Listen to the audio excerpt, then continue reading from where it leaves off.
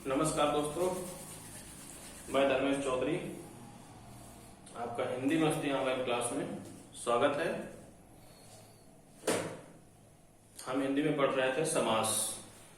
हिंदी में पढ़ रहे थे समास। समास के दो भाग हो चुके हैं और लगभग 4 समास भी खत्म हो गए हैं।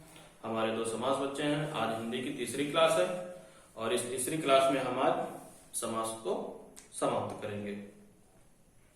तो चलिए पढ़ते हैं समास। और समास का जो आज का टॉपिक है वो है अव्ययी भाव समास। 4 समास हमारे हो गए थे, बच्चे हैं 2 समास। टोटल समास 6 थे, वास्तव में बताया गया था कि 4 समास हैं।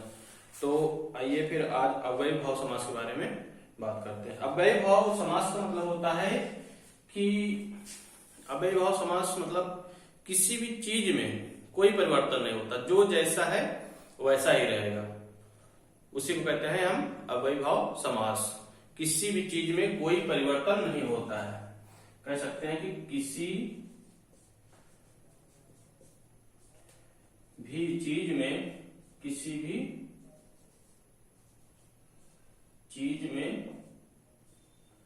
कोई परिवर्तन नहीं होता है। कोई परिवर्तन नहीं होता। किसी भी चीज में कोई परिवर्तन नहीं होता है, यानी कि कह सकते हैं हम अव्ययी भाव। अव्यय मतलब है आ प्लस वय। आ प्लस वय। आ मतलब होता है नहीं और वय मतलब होता है खर्च, मतलब कुछ भी खर्च नहीं। आ माने नहीं खर्च, यानी कुछ भी खर्च नहीं, इसी को कहते हैं हम अव्यय। ठीक, इसमें जो मतलब पहचान है वो हम उपसर्ग के माध्यम से पहचानते हैं कि ये अव्ययी भाव समास है। किसके माध्यम से? उपसर्ग के माध्यम से। इसमें उपसर्ग हमेशा लग के आएगा, तभी हम जान जाएंगे कि ये अव्ययी भाव समास है। कैसे? देखो, इसके जो सूत्र हैं इसको मिटा देते हैं। जैसे कि इसके जो मतलब उपसर्ग जो लग के आते हैं, जैसे कि प्रति। इसका पहला हो जाएगा प्रति। यथा, प्रति, यथा, बे, प्रति, यथा, बे, भर आ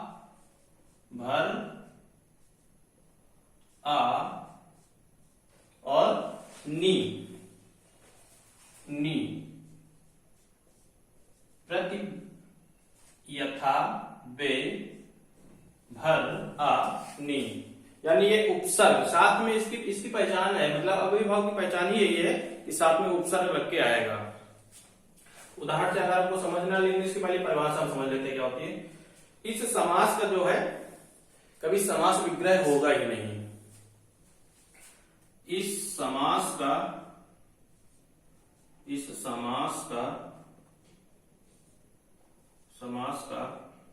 समास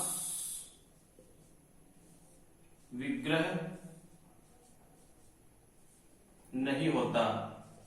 इस समास का समास विग्रह नहीं होता। इस समास का समास विग्रह नहीं होता या किया जा सकता। ठीक, यदि विग्रह किया जाएगा, यदि विग्रह किया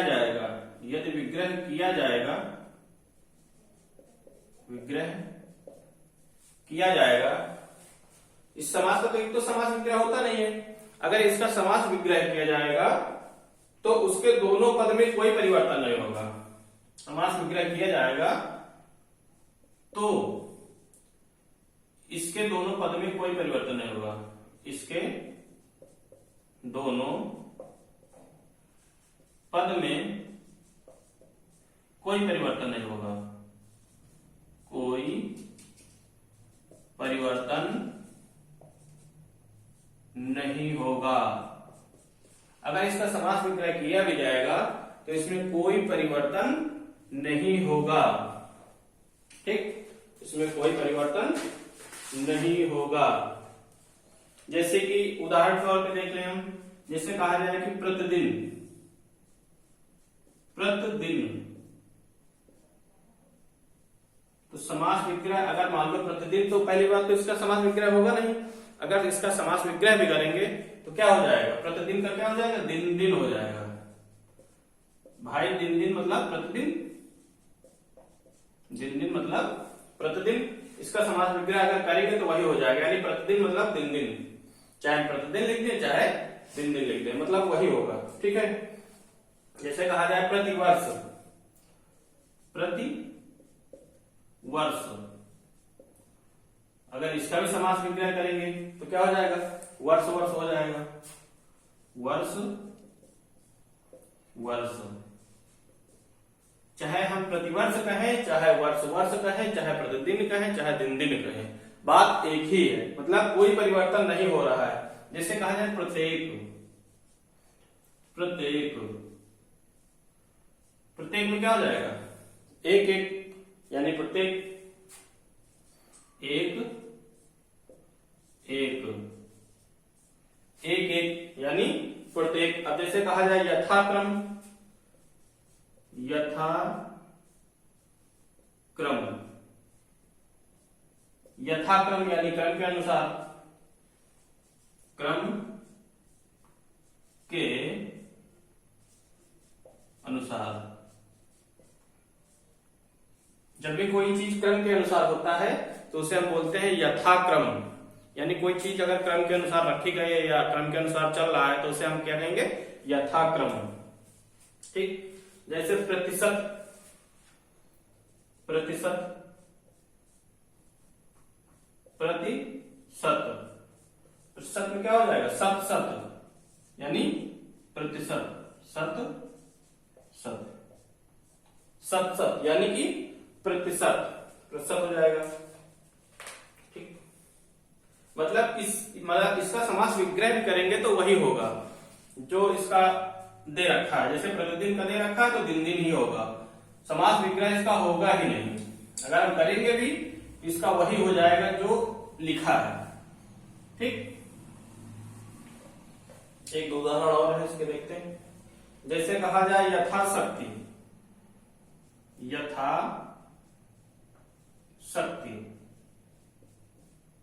यथाशक्ति, तो क्या हो जाएगा, शक्ति के अनुसार, शक्ति के अनुसार। यथाशक्ति का समास विग्रह करेंगे तो हो जाएगा शक्ति के अनुसार।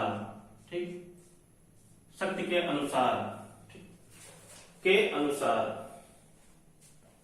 और इसमें जैसे कहा जाए यथास्थान, यथा स्थान, ठीक, यथास्थान कहा जाए तो क्या हो जाएगा, यथास्थान यानी स्थान के अनुसार, यानी स्थान के अनुसार। मतलब अगर ये दे दे कि अगर यथाशक्ति पूछ ले या यथास्थान पूछ ले तो इसमें कौन सा समास है तो कौन सा हो जाएगा, अव्ययी भाव समास हो जाएगा।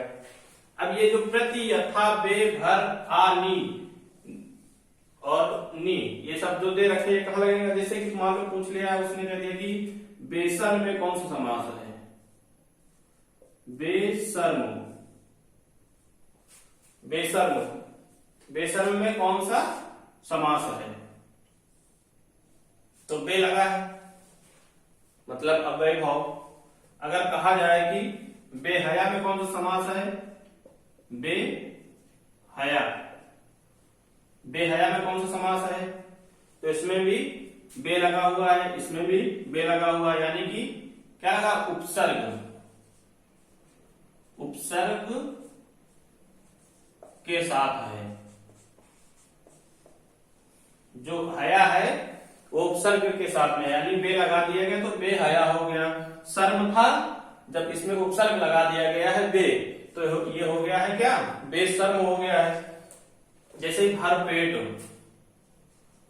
भर पेट, पहले क्या था, पहले पेट था, लेकिन उपसर्ग लगा दिया गया भर, तो क्या हो गया भर पेट, मतलब इसमें जो भी पूछे जाएंगे वो मतलब उपसर्ग के साथ में होगा। सबसे पहले जो है उपसर्ग लग के आएगा। ठीक, जैसे कहा जाए आमरण, आमरण, आमरण, पहले मरण था, उपसर्ग लगाया गया आ, यानी ये आ लगाया गया, तो क्या हो गया आमरण बन गया। ठीक, जैसे कहा जाए आजन्म, आ जन्म, पहले जन्म था, बाद में उपसर्ग लगाया गया, तो क्या हो गया आजन्म हो गया। ठीक, जैसे कहा जाए आजीवन, आजीवन, पहले जीवन था, उपसर्ग लगाया गया तो आजीवन हो गया, यानी ये लगाया गया। उसके बाद जैसे कहा जाए निर्धन, निर्धन, ठीक, पहले हमारे पास पहले धन था, उसके बाद इस उपसर्ग लगा दिया गया नी, तो क्या हो गया निर्धन। ठीक, जैसे कि निर्विरोध, निर्विरोध, निर्विरोध, निर्विरोध में कौन सा समास है, इसमें भी अव्ययी भाव है, यानी पहले विरोध था। ठीक,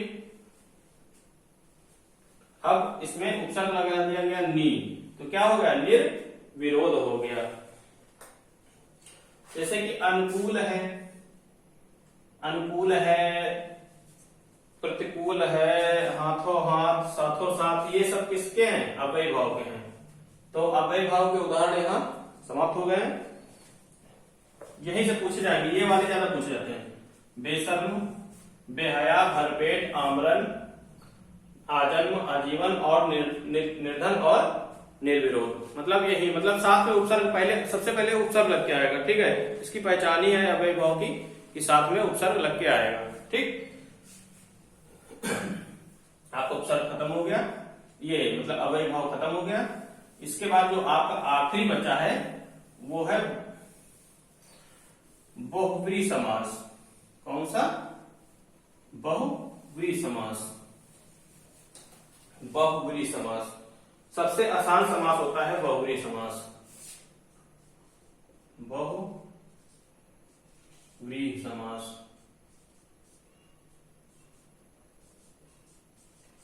बहुब्रीहि समास।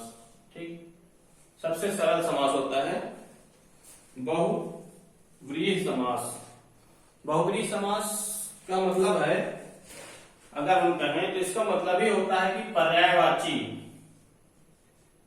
पर्यायवाची, इसका मतलब होता है पर्यायवाची। बहुब्रीहि समास की पहचान यही है कि पर्यायवाची। जब भी बहुब्रीहि समास के बारे में पूछेगा ऑप्शन में कि इनमें से कौन सा समास बहुब्रीहि है, तो उसमें जो पर्यायवाची शब्द होगा, जो भी पर्यायवाची शब्द होगा वही बहुब्रीहि समास होगा।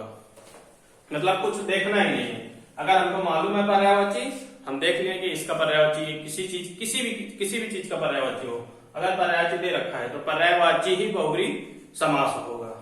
ठीक, इसके जो दो पद होते हैं, इसके जो दो पद होते हैं ना, पूर्व पद और उत्तर पद, दोनों गौण होते हैं, मतलब निष्क्रिय होते हैं। दोनों पद गौण होते हैं, दोनों पद क्या होते हैं गौण होते हैं। इसके दोनों पद गौण होते हैं, यानी हम कह सकते हैं कि निष्क्रिय होते हैं, निष्क्रिय होते हैं। इसके दोनों पद गौण होते हैं, निष्क्रिय होते हैं। हाँ? तथा तीसरा पद, तथा तीसरा पद, तीसरा पद प्रधान होता है। तीसरा पद क्या होता है प्रधान होता है। इसका जो दोनों पद गौण होते हैं और तीसरा पद प्रधान होता है। तीसरा पद से मतलब यही है, तीसरा पद मतलब है कि पर्यायवाची, हम कह सकते हैं पर्यायवाची। तीसरा पद को कहते हैं हम पर्यायवाची। ठीक, तीसरा पर्यायवाची होता है। ठीक, जैसे कि कहा जाए जलज, उदाहरण लेते हैं, जैसे कहा जाए जलज। जलज में कौन सा समास है? तो जलज किसका पर्यायवाची है? अगर मालूम है कि जलज कमल का पर्यायवाची है जो जल में जन्म लेता है, जल में जन्म लेता है, जो जल में जन्म लेता है, अर्थात कमल। जलज किसका पर्यायवाची हो गया?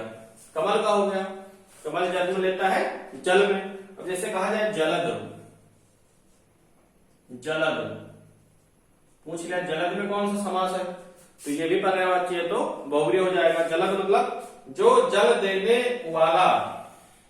जलद का मतलब होता है जल देने वाला, अर्थात कौन? बादल। जो जल देता है उसको क्या कहते हैं? बादल। मनोज है, जैसे मनोज, मनोज मन से जन्म लेने वाला, जो मन से जन्म लेता हो उसको कहते हैं कामदेव, जो मन से जन्म लेता हो। मनोज यानी मन से जन्म लेने वाला, मन से जन्म लेने वाला, अर्थात कामदेव, कामदेव।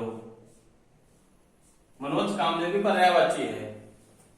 ठीक, जैसे कहा जाए कि ललाटाक्ष, ललाटाक्ष,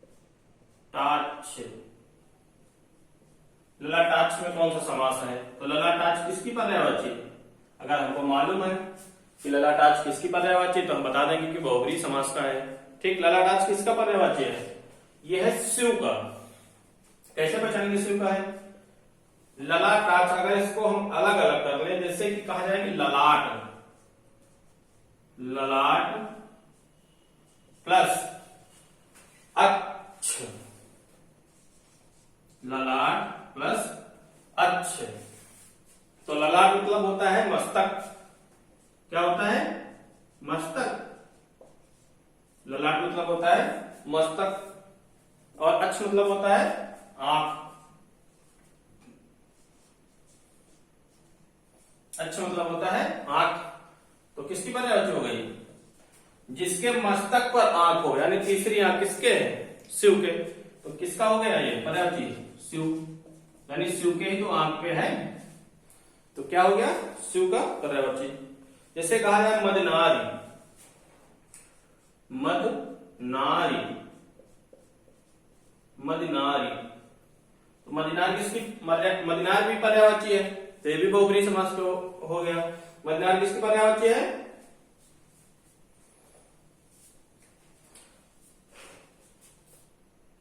मदनार हो गया। इसके बाद और उदाहरण देखते हैं, जैसे कहा जाए दिगंबर,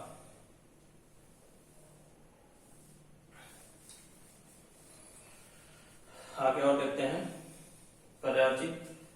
बहुव्रीहि समास की पहचान एकदम आसान है, मतलब कहीं भी पर्यायवाची हमको दिख जाए और पूछ ले कि कौन सा समास इसमें, अगर पर्यायवाची दे रखा है तो हम समझ गए कि बहुव्रीहि समास है। जैसे कहा गया दिगंबर, दिगंबर, दिगंबर, दिगंबर में कौन सा समास है? दिगंबर भी बहुव्रीहि समास का है। दिगंबर किसकी पर्यायवाची है? दिशाएं वस्त्र है और जिसका, दिगंबर मतलब होता है दिशाएं, दिशाएं वस्त्र है जिनका, दिशाएं है यानी चारों दिशा जो है वो वस्त्र है किसके? शिव के, शिव के। तो ये दिगंबर जो है आपका शिव का पर्यायवाची है। शिव कभी कपड़ा पहनते ही नहीं है, सिर्फ शेर की खाल पहनते हैं, और उनकी जो चारों दिशाएं हैं वही दिशाएं जो है इनके कपड़े हैं, वस्त्र हैं, उन्हीं चारों दिशाओं को अपना वस्त्र मानते हैं। ठीक, जैसे कहा है इंदु शेखर, इंदु शेखर। इंदु शेखर में पूछ लिया कौन सा समास है, तो इसमें बहुव्रीहि है, ये भी शिव की पर्यायवाची है। किसकी पर्यायवाची है? शिव की पर्यायवाची है। इंदु शेखर, चंद्रशेखर, जैसे पूछ लिया चंद्रशेखर, चंद्रशेखर, इंद्रशेखर और चंद्रशेखर, ये भी शिव की पर्यायवाची है। मतलब हमको यही देखना है कि क्या पर्यायवाची है। अगर बहुव्रीहि समास पूछ लिया तो हमको पर्यायवाची मालूम होना चाहिए। अगर मालूम है पर्यायवाची तो हम बता देंगे कि ये बहुव्रीहि समास है। ठीक, चंद्रभाल है, जैसे चंद्रभाल है, चंद्रभाल, ये भी शिव की पर्यायवाची है। बहुव्रीहि समास में सबसे ज्यादा शिव की पर्यायवाची पूछी जाती है, सबसे ज्यादा अब तक पूछी गई है। बहुव्रीहि समास अगर अब तक पूछा गया है उसमें सबसे ज्यादा शिव की पर्यायवाची पूछी गई है। ज्यादातर शिव से ही उठाते, शिव है, कामदेव है, जैसे कि आपका कमल का है, बादल का है, बस इन्हीं से ज्यादातर अभी तक पूछे गए हैं बहुव्रीहि समास। तो हमको ध्यान देना है कि शिव के पर्यायवाची कौन कौन से हैं। सबसे ज्यादा शिव की पर्यायवाची इनको याद करनी है। जैसे इनको कहा गया है चंद्रमौली, चंद्रमौली, चंद्रमौली, ये भी शिव का पर्यायवाची है। चंद्रमौली यानी शिव का पर्यायवाची है। त्रिनेत्र, त्रिनेत्र, इससे साफ ही साफ जाहिर होता है कि ये शिव के पर्यायवाची है। तो ये उदाहरण हो गए आपके बहुव्रीहि समास के। जैसे और कहा जाए, जैसे आपसे कि अजात शत्रु, देख लेते हैं कि सारी पर्यायवाची ना, ताकि मान लो एग्जाम में आ जाए तो यही से मालूम रहे। जैसे कहा जाए अजात शत्रु, अजात शत्रु, अजात शत्रु, अजात शत्रु किसकी पर्यायवाची? ये भी शिव की है। अजात शत्रु किसकी पर्यायवाची है? शिव के। अब जैसे कहा जाए वीणा पाड़ी, तो वीणा पाड़ी किसकी पर्यायवाची है? आपको बताना है वीणा पाड़ी, वीणा पाड़ी, वीणा पाड़ी। तो वीणा पाड़ी शिव का नहीं है, वीणा पहाड़ी, वीणा किसके हाथ में होता है? सरस्वती के। तो ये हो जाएगा सरस्वती के, सरस्वती के पर्यायवाची। ठीक, नहीं तो वीणा पहाड़ी से लगा दो शंकर जी का। ठीक, जैसे कहा जाए चक्रपाणी, चक्रपाणी, चक्र किसके हाथ में होता है? विष्णु के। तो ये हो गया विष्णु की पर्यायवाची। ठीक, इसके बाद जैसे कहा है मृत्युंजय, मृत्युंजय, मृत्युंजय, मृत्युंजय जाप होता है ना किस भगवान के? उसमें शिव के। मृत्युंजय जाप जो होता है वो शिव के लिए होता है। जैसे कहा गया है पीतांबर, पीतांबर, पीतांबर में कौन सा समास? तो इसमें भी बहुव्रीहि समास हो जाएगा। पीतांबर, पीतांबर किसकी पर्यायवाची है? पीला है अंबर जिनका वस्त्र, जो पीला वस्त्र कौन पहनता है? कृष्ण भगवान, कृष्ण भगवान। ठीक है, जैसे कहा जाए पुष्प धनवा, पुष्प धनवा, तो पुष्प धनवा किसका पर्यायवाची है? जो पुष्प का धनुष हो, जिसके पास पुष्प का धनुष है। कौन से देवता है? पुष्प धनवा, पुष्प का धनुष किनके पास है? कामदेव के पास है, कामदेव के पास है। ठीक, पुष्प धनवा कामदेव के पास, यानी पुष्पों का धनुष किसके पास है? कामदेव के पास। तो ये आपके बहुव्रीहि समास भी समाप्त हो गया। तो यहीं से 6 समास हमारे समाप्त हो गए हैं। अभी 3 समास और हैं जिनसे पूछा तो जाता है लेकिन वनडे एग्जामों में नहीं पूछा जाता है और बड़े एग्जामों में पूछ लेते हैं। 3 समास है, जैसे कि एक आपका हो जाता है, चलिए यहां बात कर लेते हैं कौन कौन से और हैं। 6 समास तो जो मेन थे हमारे वो समाप्त हो गए हैं। ठीक, इसके बाद भी 3 समास हैं। कौन कौन से? एक आपका नए समास, नए समास होता है, एक आपका नए समास है और दूसरा जो आपका है वो अलुक समास।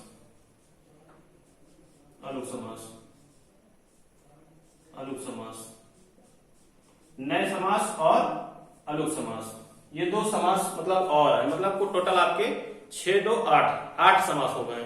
ठीक, नए समास क्या था? जो शब्द आ उपसर्ग से बनेंगे और नए शब्द से समाप्त होंगे। जो शब्द आ उपसर्ग से बनेंगे, आ उपसर्ग से बनेंगे और आ उपसर्ग से बनेंगे और किससे समाप्त होंगे? नए समास से समाप्त होंगे, नए से समाप्त होंगे।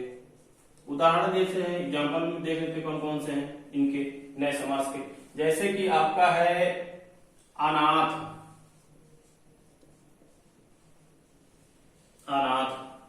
एक आपका हो गया अनाथ और एक हो गया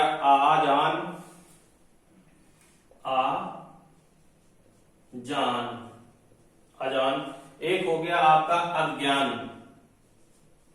मतलब ये जो है ये आ से शुरू होंगे, किससे? आ उपसर्ग लग के आएगा। अगर किसी में आ उपसर्ग लग के आ गया, मान लो 6 समास दे रखे, मतलब 6 समासों के बारे में दे रखे हैं, हम पढ़ रखे हैं और उसमें ऑप्शन में मान लो पूछ लिया अज्ञान। ठीक, उसमें ये भी समास दे रखा है कि नए समास से एक चौथा ऑप्शन नए समास है, तो हम कंफ्यूज नहीं होंगे कि इसमें तत्पुरुष है कि कर्मधारय है कि द्वंद्व है कि द्वितीय समास है, कौन सा बहुब्री है। अगर देखो कभी कभी पूछ लेता है एग्जाम में, फिलहाल बहुत ही कम पूछते हैं, तो अगर आ उपसर्ग लग के आया किसी में तो हम जान जाएंगे कि ये नए समास का है। उसी तरह जैसे अलुक समास है, 2 शब्द बिना विग्रह के सीधे अलग हो जाते हैं। इसमें 2 शब्द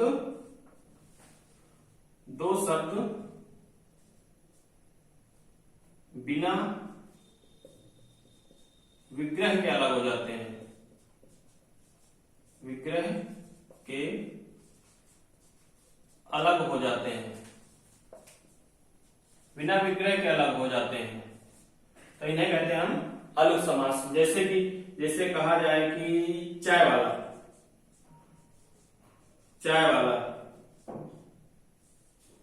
भाई चाय वाला है ना, तो इसका समास विग्रह हम किए ही नहीं, समास विग्रह अपने आप हो गया चाय वाला।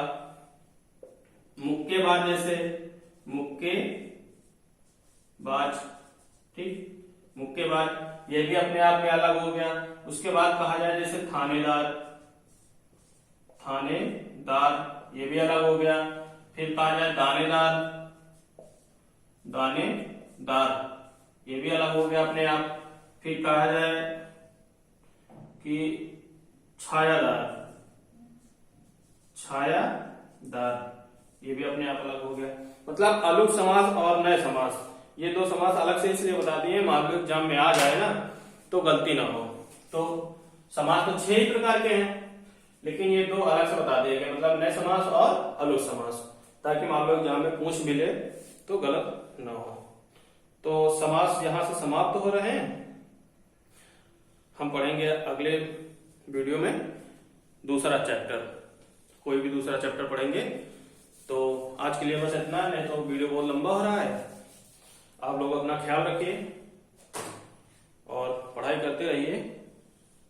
धन्यवाद, फिर मिलते हैं।